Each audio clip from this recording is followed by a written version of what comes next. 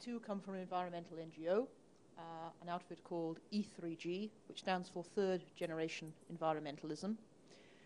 Like Bologna, we've been working in the CCS field for several years, been closely involved in the attempts to get a CCS demo with European backing up and running in China, closely involved in the raising of the EU funding streams that were agreed last December for the EU domestic demonstration program. Rather than agree with everything Paul has said, which I entirely do, I think I'd like to highlight the speed of the debate that's taking place.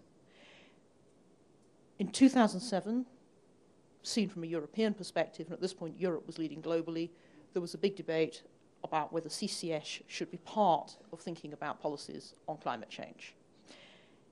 And a crucial decision taken by EU heads of government in March that year, in a footnote to a set of council conclusions, but nonetheless conclusions by heads of government, to say that Europe should aim for a demonstration program on CCS. 2008 was spent discussing how we finance CCS demonstrations. And the essence of the problem for an environmentalist is working to persuade our politicians to put a great deal of public money into some very, very wealthy companies. That's a difficult ask, and you have to explain why you're doing it, and I'll come back to that. Most of the effort this year, certainly at the EU level, focused in Brussels, where I live and work, has been around project selection. How do we choose the right demonstration projects for Europe? I'm interested in looking ahead, and I like the way this conversation has started this morning, because I think next year we're going to find ourselves talking about legal frameworks, about the feasibility of projects, about regulation, and crucially, about public opinion. I also think we're going to start talking about storage for the first time. We seem to have been talking an awful lot about capture for the last 3 years, and that's great, but in many ways that's the least complex part of the procedure. On public opinion and the issue of public money, it was mentioned this morning by our colleague from the IEA, the issue of what I think we're currently referring to as public acceptance, public awareness of CCS. Let's call it public opinion, neutrally, on CCS. There have been some good experiences, some bad experiences. There was a Bologna conference yesterday in Brussels where Total gave a presentation about their relatively positive experience in Lac in France. It was a very comprehensive presentation. What he didn't actually say is what I understand from colleagues at Total is the essence of why that public opinion on CO2 storage in that region has been acceptable, which is that there were jobs in that region pumping fossil fuels out of the ground. The jobs were in danger of drying up as the fossil fuel supply dried up. Now there are new jobs pumping CO2 back into the ground. That's a fundamental reason why that particular demonstration or pilot scale project would be acceptable in that region. We have very different debates shaping up in parts of Northern Europe.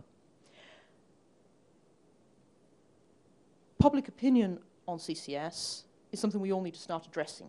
Again, my feeling is that largely we haven't started to talk seriously about this.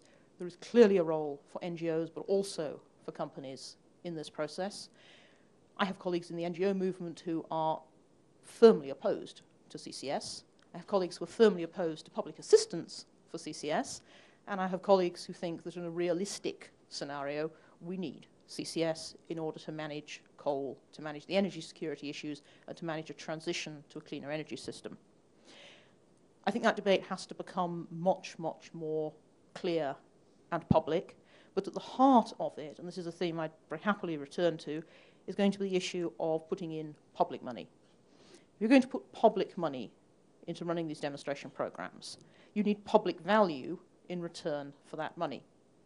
At the EU level, what that means is some kind of public control over what a demonstration program will deliver by what timeline. And it's a strange situation if we have something in the range of, let's be optimistic, 8 billion euros at EU level currently available. That's both a very large sum of money in terms of persuading politicians to agree to it existing, and a tiny sum of money compared to the scale of the task.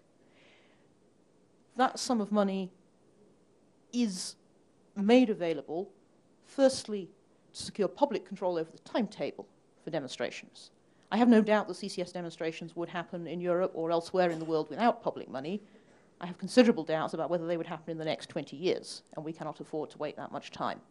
So public money is investing in control of the timetable. That is a climate change objective, and Paul is absolutely right to emphasize that this is a climate change-driven debate. The second element is control over the portfolio. Which technologies do we demonstrate where, with which storage combinations? Let's not just demonstrate what looks cheapest and easiest today, because it might not work everywhere, and it might not even be cheapest and easiest once we have gone through the industrial scale process and the cost discovery associated with that. So some kind of public control over the balance of the portfolio, and so far I have to say it's looking very good with the first decisions from the recovery plan funding stream at EU level. And the third element, in terms of arguing that there is public value, also links back to the point about managing of risk. And this is a debate which is beginning to kick off, and which again I expect to see a lot of over the next year, around knowledge sharing from the CCS demonstrations. That is a legal requirement under the main funding stream at EU level, the permits from the emissions trading scheme. By that we mean transparency about environmental integrity, health and safety issues, cost data, all of the permitting operational experience that the early plants will have, which will be invaluable to the industry as a whole to study and learn from. But we also mean some sharing of detailed performance data of the capture and the storage technologies at an early stage during the demo phase between the companies which are beneficiaries of public money to accelerate the innovation process between those companies so they can learn from one another. We're talking about speeding up a natural innovation cycle within this industry. And we're also talking about the sharing of technologies, hopefully, within a highly profitable business model from the point of view of the companies, because that's by far the most efficient way to do it, with other economies elsewhere in the world, in particular the major emerging coal-dependent economies. So I would expect that to be a clear debate in the future. And just one quick rounding up opening remark. I've been this morning reading the 2009 report for the Rotterdam Climate Initiative project on CCS. They are beginning to talk about transport, infrastructure systems, the public good aspect of sharing infrastructure. They're beginning to talk about regulatory certainty for the industry, financial incentives at a macro regional level in Europe. They're not just talking about what to do in the Netherlands, they're talking about what to do with all the countries based around the North Sea, including Poland. I think it's a very, very interesting report. Thank you.